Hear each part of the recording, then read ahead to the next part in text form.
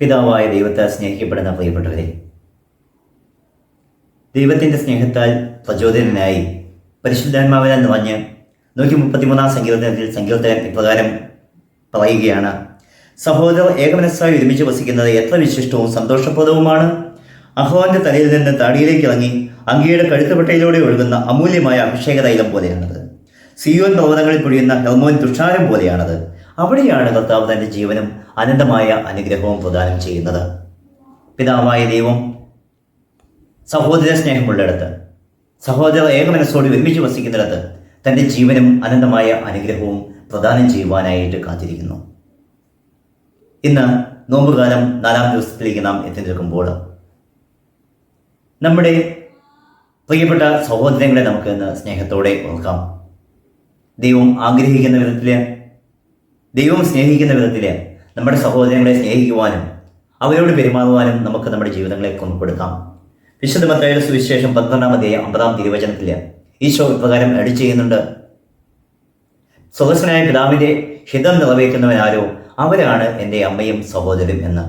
പിതാവായ ദൈവത്തിൻ്റെ ഹിതം നിറവേറ്റുവാനായിട്ട്, ഈശോയുടെ സഹോദരർ ആയി മാറുവാനായിട്ട് നമുക്ക് ഈ ദിവസങ്ങളിൽ പ്രത്യേകമായിട്ട് ഒരുങ്ങാം.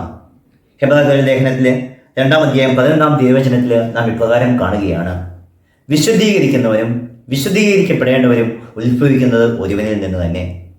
അതിനാൽ അവരെ തൻ്റെ സഹോദരർ എന്ന് വിളിക്കാൻ അവൻ ലജ്ജിക്കില്ല എന്ന്.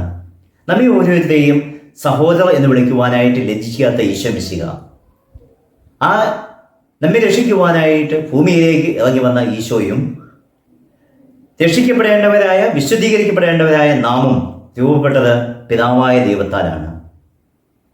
ദൈവത്തിൻ്റെ ഛായയിലും സാദൃശ്യത്തിലും സൃഷ്ടിക്കപ്പെട്ട നമ്മെ ഓരോരുത്തരെയും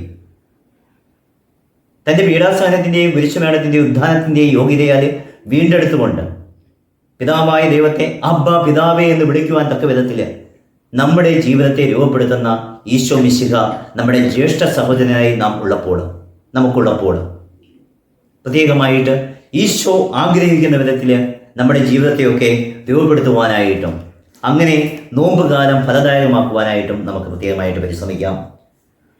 യോഹന്നാൻ ശ്ലീഹ എഴുതിയ 1-ാമത്തെ ലേഖനത്തിൽ 3-ാം അധ്യായത്തിൽ 16-ാം തിരുവചനം ഇപ്രകാരം പറയുകയാണ്: ക്രിസ്തു സ്വന്തം ജീവൻ നമുക്ക് വേണ്ടി പരിത്യജിച്ചു എന്നതിൽ നിന്ന് സ്നേഹം എന്തെന്ന് നാം അറിയുന്നു.